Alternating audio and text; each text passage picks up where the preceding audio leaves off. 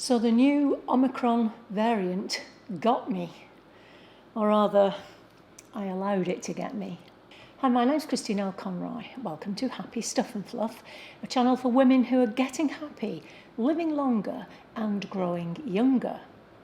But in order to do that, we have to take responsibility for ourselves and for our health. And on that note, I have to throw myself on your mercy and beg you to forgive me. Please forgive me, for I have done something stupid. Let me tell you how this BA.5 subvariant Omicron finally got to me and floored me, let me tell you. Okay, before I tell you, this new variant, the BA.5, is the most transmissible yet. It's, as you will know by now, it's all over the States, it's all over Australia, UK, it's all over everywhere. It's taking over completely. And it apparently includes elements of Delta, the Delta variant, which means it has more chance of getting to your lungs. At least this is what I have read. It's the most contagious and causes more severe disease than Omicron we've had so far, but not as bad as the original Delta. So it doesn't matter if you've been vaccinated or if you've had the infection before, you are still susceptible to getting BA.5 because it's better at escaping the immune system. Okay, that's what we know. Everything else I have to say on this video comes from my own experience. It is not backed by science. Please do your own research, and please, if you have any underlying conditions whatsoever and you get this thing, however mildly, please go to see your GP. You must see your doctor, I think. If you were family, which you are, and you became ill with this, I would be fighting to get you in to see a doctor if you have any underlying issues. I don't. Mr. Kitchen and I are incredibly healthy and strong. Okay, our diet is not quite impeccable, but it's not bad. We take supplements, as you know, and let me tell you about that, how I think this happened and why I've done something stupid. Before we went on holiday, so we're nearly 2 weeks home, about a week or so before we went on holiday, we ran out of the vitamin D3 and K2 supplement that we've been taking. And I thought, oh, well, I won't bother replacing it now. I'll wait till we get back from holiday because we're going to a Greek island where the sun shines all the time. So that's what happened. I stopped taking vitamin D. And if you remember, I talked in another video about how and again, I don't recommend you do this. This is something I did. I go out into the sun and do not use sun protection cream for the first 15 or 20 minutes to get the vitamin D in my body, and then I would put skin protection cream on. When we got to Greece, it was too hot. I couldn't do that. I just couldn't stay in the sun for 5 minutes without putting on sun cream. So I started putting sun cream on before we even left our hotel room. Factor 50 on my face and factor 30, I think it was, on my body, which I constantly reapplied over the course of the day. Now we know that that sun protection cream blocks your uptake of vitamin D. What was I thinking? Anyway, so that meant we went about 3 weeks to a month without taking vitamin D. And then we came back on the aeroplane for 4 hours with 200 other people and did not wear a mask. And neither did anyone else, and nor did the air hostesses. 3 days, I think, 3 or 4 days after our return, Mr. Kitchen came down. And I thought, right, okay, if Mr. Kitchen's got it, then I'm probably going to get it too. 2 days after Mr. Kitchen, I came down with it as well. So I just want to tell you about the symptoms and the things that I did to try and ease those symptoms. What I'm about to say is not proven in any way, shape or form. It's what I did to ease my own symptoms, things that helped me. The first thing is your breath. I have to tell you, your breath is your friend. When Mr. Kitchen started to get ill, and as I say, I thought, I'm going to get this, and I'd done a little bit of research on it. I knew about the lung situation. I started to breathe.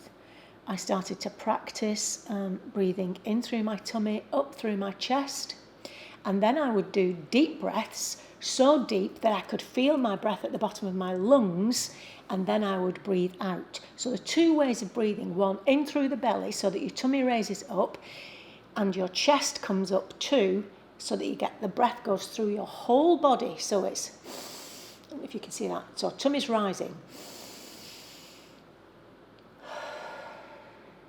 Then chest, then breathe out. Breathe in. Full breathing through your body. I started to do that the minute Mr. Kitchen became ill. What happened to Mr. Kitchen was he got the cough. I'll tell you my symptoms in a second. He got the cough. Mr. Kitchen had pneumonia years ago, so this was a bit of a worry that we had to watch. Now, he couldn't breathe in through his chest without it starting off this racking cough. So we had him relax his chest. When I say we, I mean me and him. Relax his chest and just breathe through his belly. Keeping the chest still. Just to try to prevent that, that kind of cough where you have to keep going till it hurts like billy-o. So that's the breathing we gave to him to do. Then I slowed my breathing down. I've talked about this before. I'll leave links below where you try to get 6 breaths in. So really slow your breathing down. In for 5, out for 5. So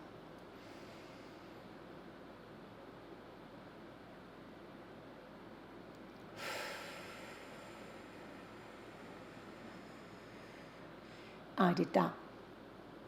Every now and then I would breathe in so deeply so that I felt it at the bottom of my lungs, and then when you feel it there, take some more sips, and then breathe out. So it goes like this.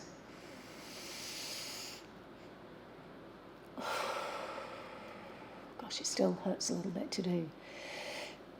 Real deep breath in, right to the bottom of your lungs, and then blow out to get out whatever's at the bottom of your lungs. That was the breathing I did. A couple of things here. I don't know whether that helped me. I didn't get the cough. I got the tickling like I was about to get the cough. I'd go straight into the breathing. What it also did was focus my mind away from all of the other aches and pains that I had, especially the fever. I think twice in my life I've had a fever. So that's what it did. It was kind of like a meditation, of course, to help with that. My symptoms: headache, earache, aching joints, aching kidneys, that awful round the back pain, the fever, a sore throat from hell, the likes of which I've never had before. I didn't get the cough, Mr. Kitchen did. Then that awful fatigue, which I still have. I think I'm 3 days out of it, or 3 days of a negative test. The fatigue is just something I've never experienced before in my life. I have boundless energy, I always have, and this has got me to the state where I couldn't go from the sitting room to the kitchen without sitting down in between.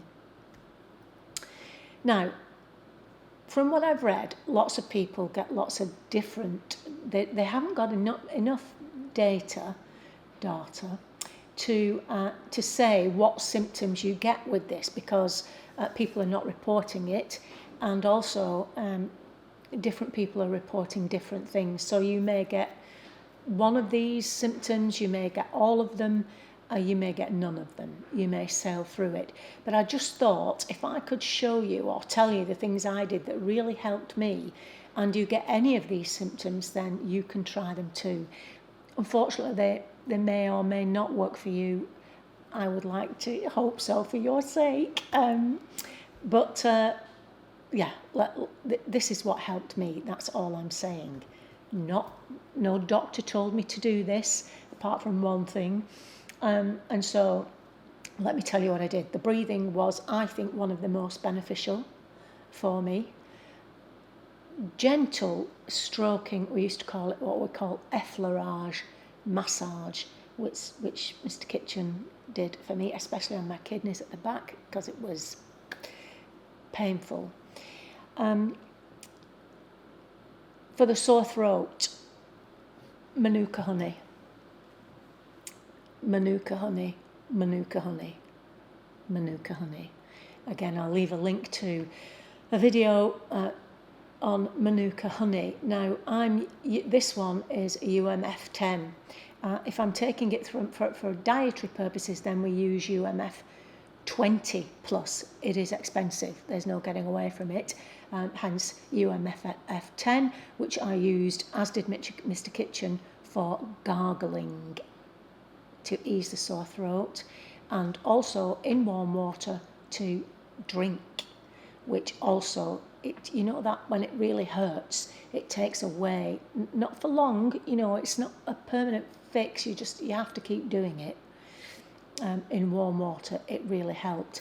Also drinking, I couldn't drink coffee or tea, I would drink just warm water if I wasn't using Manuka Honey. I'll leave a link to, this is Steen's, which is a trusted Manuka Honey for me. In the UK, I don't think you can get it in the US, but I will leave a link to some Manuka Honey. Remember, when you're buying Manuka Honey, you must look for the UMF figure. If you can see that, the UMF figure tells you that it's the real McCoy raw Manuka Honey. That really helped. So, when I had the fever, now if you've had a fever before, you can't, nothing can touch your skin. It hurts if anything touches your skin. So it's difficult to cool yourself down. When you take the covers off, you get cold. It's just a nightmare. So I used, which really, I can't tell you how much more comfortable it made me feel. I used a facial spray. Now, I couldn't spray it directly onto my skin because it hurt. So what I did was, you won't be able to see this, as I was laid down, I would spray up into the air like that and let that descend onto my body. I tell you, it was such a joy, such a joy. Now, obviously, any facial mist would work. I'll leave a link to one down below. This one is to be actually used. You're supposed to use this before you use serums. I've never used it for that. Just occasionally during the daytime, I'll use a bit of a facial mist. To ease the fever, it was fabulous. Just, as I say, spray up into the air and then close your eyes and wait for the cold spray to land gently on your skin. Amazing. Absolutely amazing. The biggest thing to help you to feel comfortable is to lie on your tummy. Try to sleep on your stomach. Now, normally, obviously, I've been trying to train myself to sleep on my back for all kinds of health reasons and skin reasons. If this thing gets to your lungs, or you have the cough, then lying on your back is what's going to bring that on. And if you remember way back when we first encountered COVID, and all the people were on ventilators in hospital, I've forgotten his name now, chap in one of the Scandinavian countries, turned all his patients on their stomach, and the numbers of people needing ventilation dropped by half. So not only that, I didn't have the cough, but I thought, I don't want this thing on my lungs. I slept on my tummy. Now, if you can't do that, if you've got, like big boobs or anything like that that makes it uncomfortable, not a problem I have. One problem that I don't have. It may not be comfortable for the rest of your body to lie on your tummy. Use pillows under your knees so that you can turn to at least get half of your body sleeping on your stomach. I tell you, when I turned on my tummy, it made such a difference, and I was able to sleep a little bit longer. Okay, so gentle massage, Manuka honey for the throat, spray mist for the fever, sleep on your stomach, breathing, focus on your breathing. Now, something that's always made me feel better whenever I've been ill is to make sure that my hair is clean. I know. I think it's a superstition. I used to wash my hair before an exam. I couldn't go into an exam without washing my hair beforehand. But it always made me feel better. But obviously when you're ill, the last thing you feel like doing is washing your hair. I've talked about this before. You can see this is used. This is Tweaked by Nature hair shampoo. It's called Tweaked Dhatelo Restore Cleansing Hair Treatment. It promises reduction in hair breakage on frizzy and dry treated hair, which is mine. It's a fabulous shampoo. Why I used it when I was ill. You take a teaspoon kind of amount, more if you've got long hair, obviously. You rub it into your dry hair. Rub it into your dry hair, leave it on for 3 minutes, and then rinse it off, but put some more in your hand, and as you're rinsing, you put some more in as the water's flowing. And so you don't have wash your hair twice, rinse it twice, put your conditioner on, then rinse it, which is hell. It's hell when you're not well. So this was fabulous, my saving grace. I was able to use this. I'll leave a link to this down below. Okay, I'm still battling with this thing, with the fatigue element of it. Doing a bit more day by day. I'm back into doing some gentle yoga. And really today is probably the first day where I felt a little bit of my old self coming back. Okay, so the masks, by the way, the masks and being vaccinated, I know in the States this has kind of become a kind of political thing. My interest is in your health, and I'm telling you what I've done. If you wear, a trendy silk mask or any other kind of flimsy mask, you may as well not bother. If you're going to wear a mask, please wear a medical grade mask. I'll leave a link to the ones I'm now using and will be using in public places until we've got this BA.5 thing out of the way. I'll leave a link down below to the medical grade masks for you to wear. All I can do is tell you that and tell you what I did to ease. I'd like to say one thing that really helped me. It would be the breathing. It would be the lying on the tummy, and it would be this that gave me respite a little bit. The other things like the honey, obviously those are things that you have to keep doing.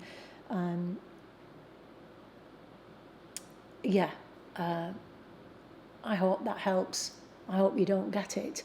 I have a suspicion you will, but use any of these things just to ease your symptoms. That's what it's going to do, ease your symptoms. And let me know, because I'd love to think that this dreadful week that I've had can serve to help you. Okay, I'll see you next time. And until then, remember that on the Happy Stuff and Fluff, we're getting happy, living longer and growing younger. And I'll see you next time. Bye-bye.